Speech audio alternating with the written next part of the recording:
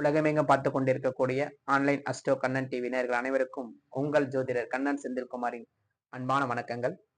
இன்னைக்கு நாம் இந்த சீரீஸில் பார்க்க போறது எதனால் பணத்தடைகளை ஏற்படுத்துகிறது, நமக்கு வரக்கூடிய பணம் ஏன் வருவதில்லை, அது எதனால் தடைகள் ஏற்படுகிறது, கிடைக்க வேண்டிய வருமானம் சரியா கிடைப்பதில்லை, காரணம் எதனால் அப்படிங்கிறத பார்ப்போம்.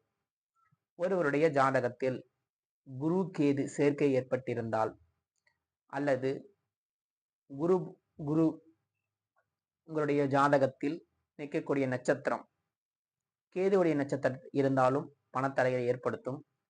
குரு கிரகம் கேது போய் தொட்டாலோ அல்லது குரு ஒரு ராசி கட்டத்தில் ஒரே பாகையில் இருந்தாலும் சரி, அல்லது கேது குரு பகவானை தொட்டாலுமோ உங்களுக்கு பணத்தடைகளை ஏற்படுத்தும்.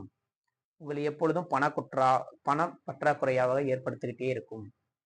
நீங்க செய்யற தொழில சரியா வருமானம் கிடைக்காது. அப்போ இதை நிவர்த்தி செய்ய எளிய பரிகாரம் என்ன என்றனா, உங்க ஊரில் அருகையில் இருக்கக்கூடிய ஜீவ சமாதிக்கு சென்று அங்க ஒருத்தர் குரு இருப்பார், அவரோட நீங்க ஆசீர்வாதம் வாங்குங்க. அவருக்கு தேவையான பொருட்கள் வாங்கி தானமா கொடுங்க. அவ்வாறு கொடுக்கும் பொழுது இந்த குரு கேது ஏற்படுத்தக்கூடிய பாதிப்பு உங்களுக்கு குறையும், அந்த தோஷம் நிவர்த்தி ஆகும். சோ இந்த எளிய பரிகாரம் செய்யுங்க.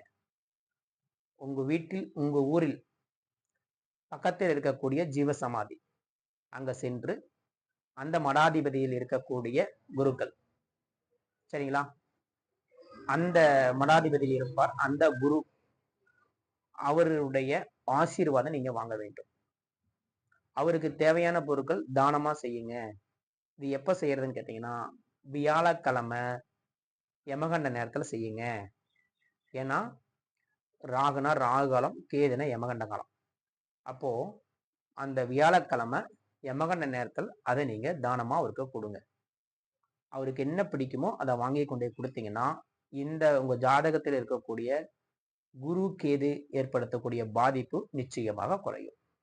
உங்களுக்கு பணத்தடைகளை நிவர்த்தியாகி உங்களுக்கு வருமானம் வந்து கொண்டே இருக்கும். ஸோ இந்த எளிய பரிகாரம் செய்யுங்க. நன்றி. நம்ம கிட்ட வாஸ்து பார்க்கணும் மற்றும் ஜாதகம் பார்க்கணும் என்றால் டிஸ்கரி பாக்ஸ்ல என் செல் நம்பர் இருக்கு, அதில் அப்பாயின்மெண்ட் எடுத்து நீங்க ஜாதகம் பார்த்துக் கொள்ளலாம். நன்றி, வணக்கம், வாழ்க வளமுடன்.